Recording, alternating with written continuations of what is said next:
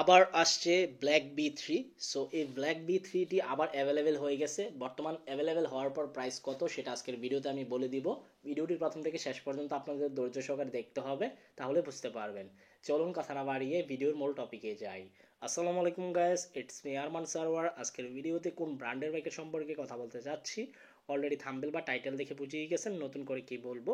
তবে এখনো পর্যন্ত যারা আরমান সারওয়ার ইউটিউব চ্যানেলটি সাবস্ক্রাইব করেন নাই, তারা অবশ্যই আরমান সারওয়ার ইউটিউব চ্যানেলটি সাবস্ক্রাইব করে ফেলবেন যেন পরবর্তী আপডেট নোটিফিকেশন পেয়ে যান।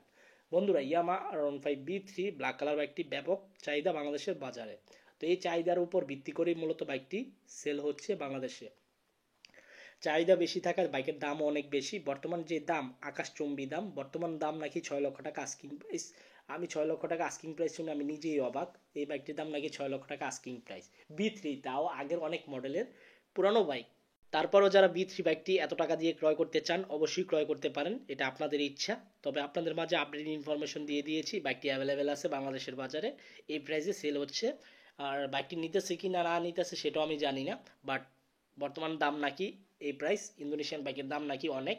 তো যাই হোক, যারা নিতে চান অবশ্যই নিতে পারেন। আর বি থ্রি ব্ল্যাক কালার বাইকটি দেখতে কিন্তু অসাধারণ। আর বি4-এর তুলনায় কিন্তু বি থ্রি বাইকের গ্র্যাব কিন্তু অনেক মজবুত। কারণ বি4-এর একটা প্রবলেম আছে, গ্র্যাব কিন্তু অনেক সময় ভেঙে যায়, বাট বি থ্রি কোনো সময় ভাঙে নাই। আর বি থ্রি ট্যাঙ্কের ডিজাইনটা আমার কাছে পার্সোনালি খুবই ভালো লাগে, বাট বি4-এর তুলনায়। আর বি4-এর সাইডের কিটের ডিজাইন খুবই অসাধারণ, আমার কাছে খুবই ভালো লাগে বি4-এর। এবং বি4-এর যে লাইট ডিজাইন খুবই সুন্দর। তো এই ছিল ইয়ামা R15B3 বাইকটি সম্পর্কে আপডেট ইনফরমেশন। আই হোপ আজকের ভিডিওটি আপনাদের ভালো লাগছে। যদি আজকের ভিডিওটি ভালো লেগে থাকে তাহলে অবশ্যই লাইক বাটনে একটি লাইক দিয়ে দিবেন। দেখা হবে ইনশাল্লাহ পরবর্তী ভিডিওতে। সবাইকে অসংখ্য ধন্যবাদ ভিডিওটি প্রথম থেকে শেষ পর্যন্ত দেখার জন্য এবং আমাকে এভাবে সাপোর্ট করার জন্য। এবং খুদা হাফেজ।